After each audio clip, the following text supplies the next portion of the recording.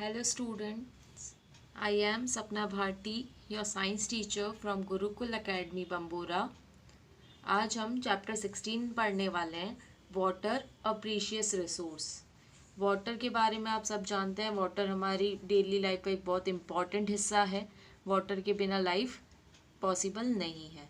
हम बहुत से चीज़ों में, बहुत से वर्क में वाटर को यूज़ लेते हैं। हम किस तरह से इस चैप्टर के अंदर हम पढ़ेंगे कि कैसे हम वाटर का मैनेजमेंट कर सकते हैं कि उसका वेस्टेज नहीं हो, या इंडिया के अंदर किन किन एरिया में कितनी बारिश होती है, कैसे वाटर का डिस्ट्रीब्यूशन है इंडिया के अंदर। तो ऐसी कई सारी चीज़ें इस चैप्टर के अंदर हम पढ़ने वाले हैं। तो स्टार्ट करते हैं इसको। Water is a very important natural resource. आपको सबको पता है कि वाटर जो है वो एक बहुत ही इम्पॉर्टेंट, बहुत ही ज़रूरी नेचुरल रिसोर्स है। ये हमें प्रकृति ने दिया है पानी, इसलिए ये एक नेचुरल रिसोर्स है। We use water for various purposes like drinking, bathing, cleaning, cooking, washing etcetera. हम बहुत सारे अलग अलग कामों के लिए पानी का इस्तेमाल करते हैं, पीने के लिए, नहाने के लिए, बर्तन धोने के लिए, खाना बनाने के लिए, सफाई के लिए। तो हम पानी का बहुत सी जगह पर इस्तेमाल करते हैं। It is a vital body fluid which regulates life processes such as digestion of food, transportation of nutrient and excretion of body waste etcetera. तो हमारे जो इम्पॉर्टेंट लाइफ प्रोसेसेस है जिसके बिना जिंदा रहना पॉसिबल नहीं है, उन लाइफ प्रोसेसेस के अंदर भी वाटर जो वो है वो एक इम्पॉर्टेंट फ्लूइड का काम करता है। प्रोसेसेस जैसे कि डाइजेशन, खाने का जो पाचन होता है, उसके अंदर भी पानी का इम्पॉर्टेंट रोल है। न्यूट्रिएंट्स, जो न्यूट्रिएंट्स होते हैं, कार्बोहाइड्रेट, फैट्स, विटामिन, इनको बॉडी में एक जगह से दूसरी जगह पहुंचाने के अंदर भी पानी का बहुत ही इम्पॉर्टेंट रोल है। एक्सक्रीशन हमारी बॉडी के अंदर जो भी वेस्ट प्रोडक्ट है हमारे खाने का, जो हमारी बॉडी में डाइजेस्ट नहीं हो पाता, वो भी वाटर के थ्रू ही बॉडी से बाहर निकाल दिया जाता है। Water is also required by plants and animals. दूसरे प्लांट और जो एनिमल, दूसरे जानवर हैं, उनको भी पानी की आवश्यकता होती है। The roots of plants help in absorbing water from soil and help the germination of seeds. पेड़ पौधों में जो जड़ें होती है, रूट्स होती है सॉइल के अंदर, वो पानी को एब्जॉर्ब करती है। और उसके अलावा जो सीड है, बीज में से नया पौधा निकलेगा, नया जर्मिनेट होगी सीड, तो उसके लिए भी पानी बहुत ही ज़्यादा ज़रूरी होता है। Water is important for photosynthesis. Photosynthesis क्या होता है? वो प्रोसेस जिससे प्लांट्स अपना खाना प्रिपेयर करते हैं सनलाइट की प्रेजेंस में, तो उसके लिए भी वाटर बहुत ही इम्पॉर्टेंट होता है। सो बेसिकली वाटर जो है वो बहुत ही इम्पॉर्टेंट है लिविंग ऑर्गेनिजम्स के लिए। नेक्स्ट देखो, water provide habitat to many animals and plants. Water जो है वो हैबिटेट प्रोवाइड कराता है एनिमल्स और प्लांट्स को, मतलब कई सारे प्लांट और एनिमल्स ऐसे होते हैं जो पानी के अंदर ही रहते हैं, जैसे एक्वेटिक प्लांट्स और एक्वेटिक एनिमल्स। फिशेस कहाँ रहती है? पानी के अंदर। कुछ प्लांट्स जैसे कि हाइड्रिला, ये प्लांट कहाँ मिलते हैं? पानी के अंदर मिलते हैं। तो ये जो पानी है वो प्लांट्स और एनिमल्स को उनके रहने के लिए उन जगह भी प्रोवाइड कर रहा है। All animals and plants living in water are adapted to live in water. जो भी एनिमल और प्लांट पानी के अंदर मिलते हैं वो इस तरह से अडेप्टेड होते हैं, मतलब उनमें इस तरह के चेंजेस होते हैं कि वो आराम से पानी के अंदर रह सकें। जैसे फिश जो है, फिश पानी के अंदर रह पाती है क्योंकि वो पानी के अंदर सांस ले पाती है, उसके अंदर गिल्स होते हैं। तो उनकी बॉडी के अंदर कुछ स्पेशल चीज़ है जो उनको पानी के अंदर रहने के लिए सूटेबल बनाती है। लेकिन हम वैसे नहीं रह सकते क्योंकि हमारी बॉडी के अंदर तो गिल्स है ही नहीं। हमारी बॉडी के अंदर क्या है? लंग्स। तो हम हवा में से ही सांस ले सकते हैं, पानी के अंदर हम सांस नहीं ले पाते हैं। There is enough fresh water on the earth to meet our present requirements. हमारी जो ज़रूरतें हैं उसको पूरा करने के लिए इनफ, सफिशेंट, जितना ज़रूरत है उतना पानी अर्थ के ऊपर है। But there is a global shortage of usable water. इतना पानी होने के बावजूद भी पानी की क्या है? शॉर्टेज है, कमी है। At many places there is an acute shortage of water. और कुछ जगह ऐसी हैं जहाँ पे थोड़ी पानी की कमी है। It is estimated that few years from now, more than 1/3 of the people on our earth will not get sufficient water to drink. और जिस तरह से अभी पानी की कमी होती जा रही है धीरे धीरे, उससे ऐसा माना जा रहा है कि अब से कुछ ही सालों बाद ऐसी कंडीशन होगी कि दुनिया के 1/3 लोग जो है उनके पास पीने के लिए भी सफिशिएंट पानी नहीं होगा. The water table is falling in most areas. Water table जो है वो ज़्यादातर एरियाज में क्या हो रही है, कम होती जा रही है. If someone is not done to check it, soon we will be facing water crisis. अगर हमने अभी भी ध्यान नहीं दिया इस पानी की जो कमी हो रही, वाटर टेबल जो कम हो रहा है उसके ऊपर, तो जल्दी ही ऐसी कंडीशन आएगी कि हमें पानी की बहुत ज़्यादा किल्लत होने वाली है, बहुत ज़्यादा परेशानी होने वाली है. To prevent it we should save water. अब इससे बचने के लिए हमें क्या करना है, इस सिचुएशन से हमें पानी को बचाना है. As a part of community effort in the direction, water harvesting is been encourage. Community level पे, सामाजिक लेवल पर हम क्या कर सकते हैं, वाटर हार्वेस्टिंग कर सकते हैं. लोगों को जागरूक करें ज़्यादा से ज़्यादा कि वो वाटर हार्वेस्टिंग करें.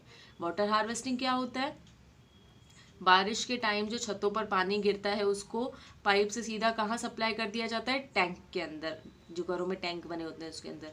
और फिर वही टैंक का पानी जो है वो हमें नलों में, हम हमारे जो डेली काम है उसके अंदर यूज़ लेते हैं. सो डिड यू नो में हमें गिवन है March 22 is celebrated as a world water day. World water day कब आता है, March 22 को. आपको ये चीज़ याद रखनी है, it's important for general knowledge point of view. Year 2003 was observed as the international year of fresh water. ये भी आपको याद रखना है, कौन सा ईयर को इंटरनेशनल ईयर बनाया है फ्रेश वाटर का, 2003 को. How much water is available. हमारे पास कितना वाटर अवेलेबल है, उपलब्ध है. About 71% of earth surface covered with water. Earth का 71% हिस्सा जो है वो पानी से कवर्ड है. About 97.4% of the total water on the earth is in ocean and seas. Total जितना पानी है अर्थ के ऊपर, उसमें से 97.4% पानी जो है वो ओशन और सी में है.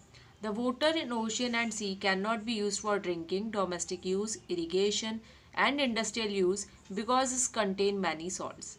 ये जो 97.4% पानी जो है ओशन और सी में, इसको हम पीने के लिए, डोमेस्टिक घर में काम करने के लिए, खेती के लिए या इंडस्ट्री के लिए हम इस्तेमाल इसको नहीं कर सकते, क्योंकि इस पानी के अंदर बहुत ही ज़्यादा सॉल्ट होती है.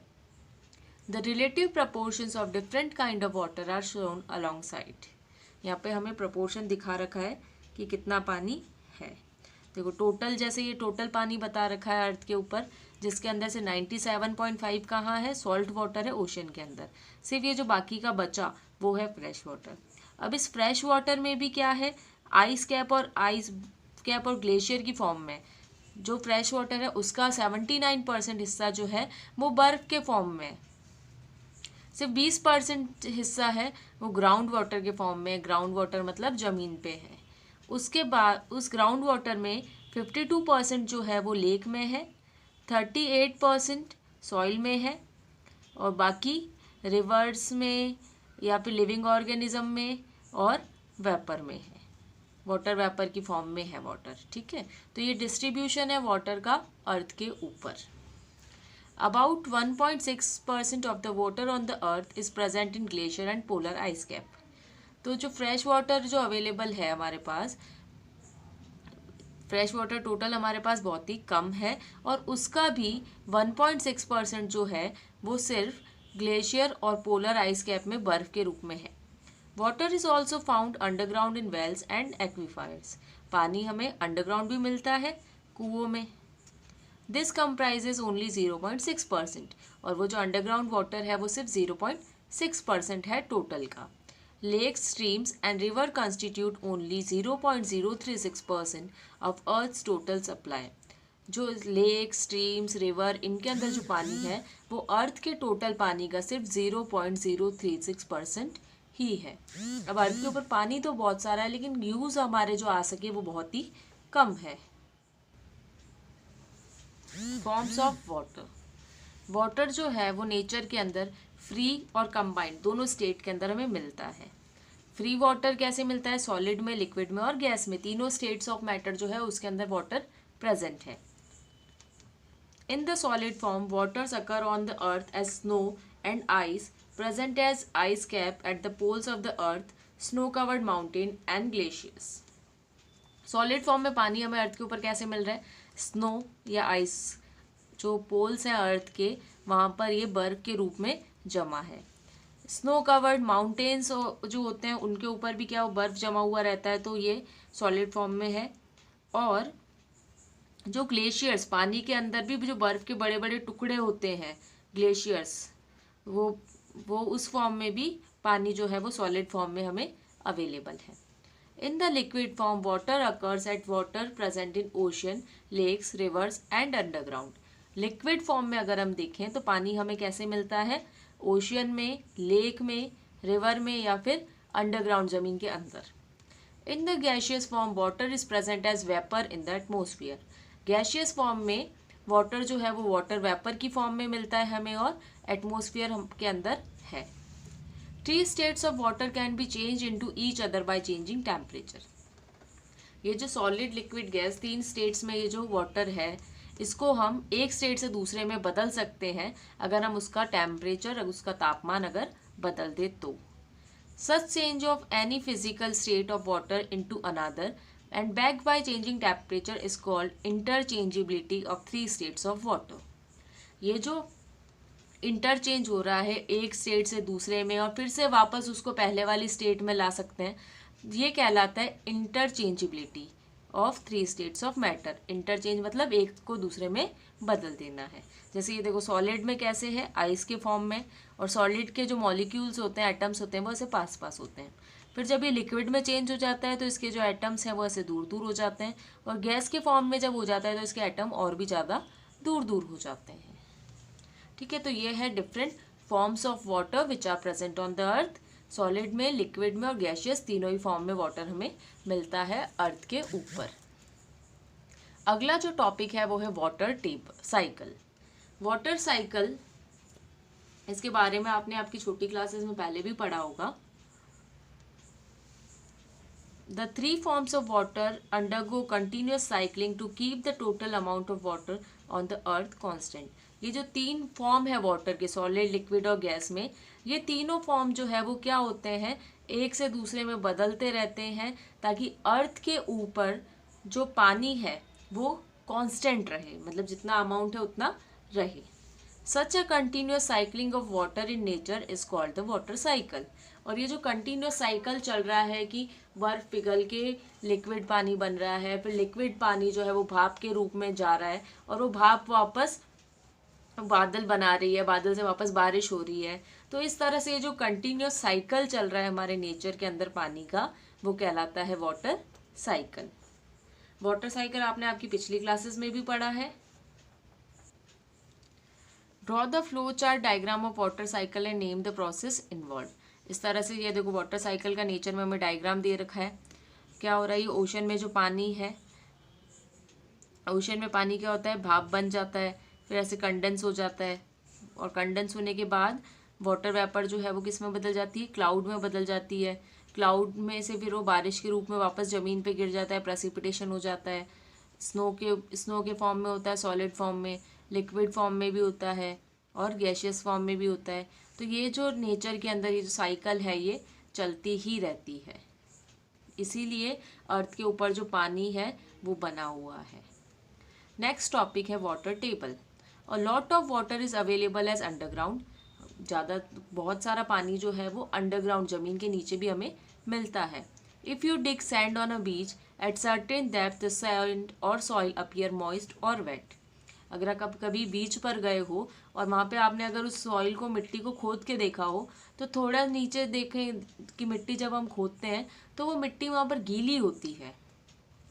द मॉइस्चर और वेटनेस इन द सॉइल और sand indicates the presence of water underground.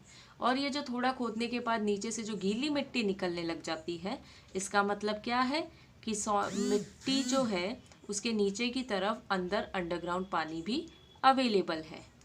At certain depth, you may find water in between the soil particles and rock pieces. और अगर और ज़्यादा नीचे हम गहराई में अगर देखेंगे तो वहाँ पर हमें सॉइल और चट्टानों के बीच में, मिट्टी और चट्टानों के बीच में पानी मिलेगा। सच water present beneath earth surface is called ground water. और ये जो पानी अर्थ के सरफेस के नीचे मिल रहा है वो कहलाता है ग्राउंड वाटर।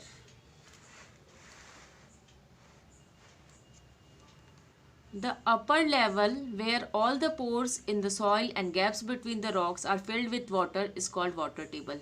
ये water table की आप definition underline कर लो पहले। वाटर टेबल क्या होता है? सॉइल के बीच में जो छेद होते हैं, गैप होता है, या चट्टानों के बीच में जो गैप होता है वहाँ पर हमें पानी मिलता है, वो कहलाता है water table. The water table varies from place to place and season to season. Water table जो है वो एक जगह से दूसरी जगह अलग अलग होती है और हर मौसम के हिसाब से भी अलग अलग होती है। It falls down during summer. गर्मियों के टाइम में वाटर टेबल कम हो जाती है और रेनी सीजन, बारिश के मौसम के टाइम पर वाटर टेबल बढ़ जाती है। ठीक है, देखो यहाँ पे जैसे अपने को एक डायग्राम बता रखा है वाटर टेबल का।